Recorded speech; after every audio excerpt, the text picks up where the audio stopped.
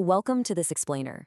Today, we're unpacking the final, highly anticipated article in the MES 2.0 series, the ProSec Trade.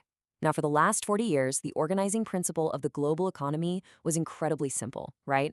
Lowest cost, capital rewarded pure efficiency, inventory was stripped out to the bare minimum, and production was shipped off to wherever it was cheapest.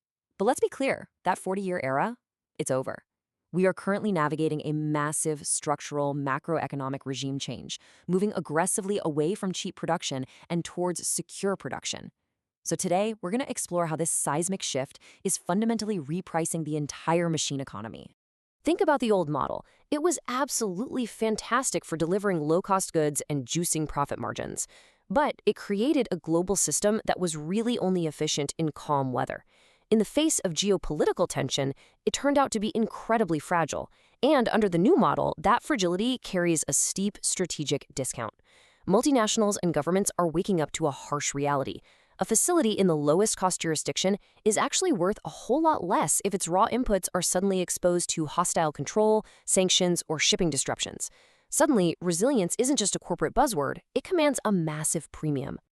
So here's our roadmap for today's briefing. We'll start with the production security regime, then map out the fixed machine economy stack. From there, we'll look at where security is actively repricing physical infrastructure, analyze the ProSec Heat Map, and finally, lock it all in with the MX3 investment filter. All right, diving right into Section 1, the production security regime and the macro shift from cost to control. We have to recognize right out of the gate that production is no longer just some commercial utility humming away in the background. It is a vital instrument of national power, and that is exactly what ProSec, or production security, defines. We now evaluate capacity not just by its sheer scale, but by whether it can be trusted, defended, and expanded entirely inside a sovereign bloc. Now, this isn't the complete death of global trade, but it is a definitive, undeniable shift toward modern mercantilism, where states care deeply about controlling strategic supply chains. There's a quote from the source material that just perfectly captures the real-world stakes here. It says, "A defense industrial base that cannot replenish stocks is not a deterrent. It is a spreadsheet wearing camouflage." I mean, that hits the nail on the head, right? Theoretical capacity on a balance sheet is completely worthless if you don't physically control the supply chains required to actually build the machines, the weapons, and the infrastructure you desperately need. Moving on to Section 2, the machine economy stack, and its fixed dependency architecture. To really grasp this, we need to shift our focus away from high-level political theory and get down to cold, hard physical reality. The machine economy stack, or the MES, is a completely fixed architecture. It answers a very structural question: what depends on what? A software model literally cannot run without compute. Compute requires massive amounts of energy, and energy requires raw materials and physical equipment. This hierarchy holds true no matter what the geopolitical weather looks like. So let's walk methodically up this stack to see how these constraints propagate. Layer 1 is physical inputs, your metals and minerals. Layer 2 is energy and compute. Layer 3 brings us to logic and software models. Layer 4 is embodiment, think robotics and sensors. And finally, Layer 5 is identity and settlement for autonomous agents. The brutal reality of the machine economy, you cannot skip a single layer. It demands the whole shebang. Which brings us to Section 3, where security reprices infrastructure and the convergence of AI and physical constraints. Now, this is where things get really interesting for capital allocation. This is where we witness the collision of the macro ProSec regime and the deep physical constraints of AI. ProSec is the wider regime hovering above that fixed stack we just talked about. And by applying specific analytical lenses like gravity to find leverage, resolution to locate value capture, and heat to identify vulnerability, we can actually turn raw, messy geopolitical complexity into actionable investment judgment. This is exactly why the lower, foundational layers of the stack are being so aggressively repriced right now. Listen, the easiest trap for an allocator to fall into right now is treating this purely as a defense or military thesis.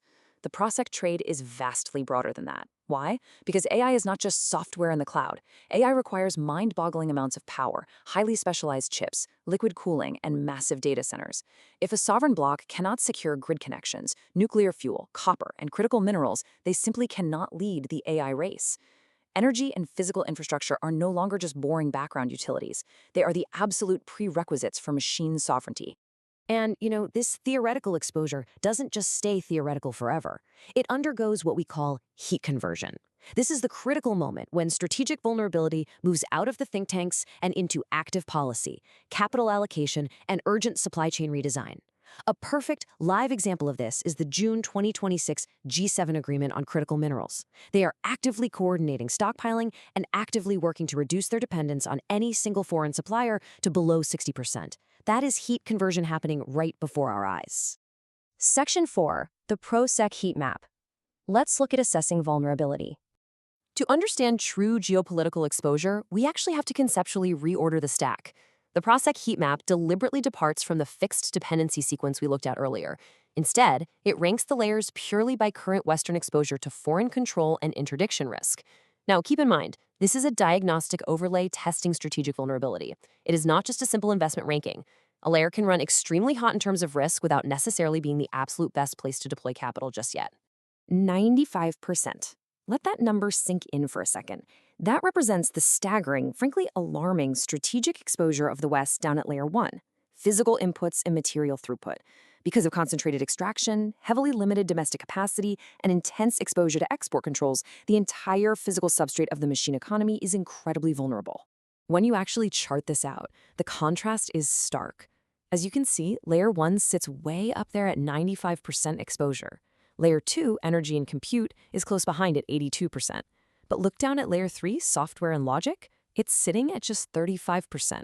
So the West currently maintains a very strong, dominant position in frontier AI models, but its physical foundation, heavily, critically exposed to foreign control.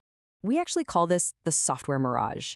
And honestly, it is a super dangerous illusion for allocators to assume that software dominance guarantees long-term economic supremacy.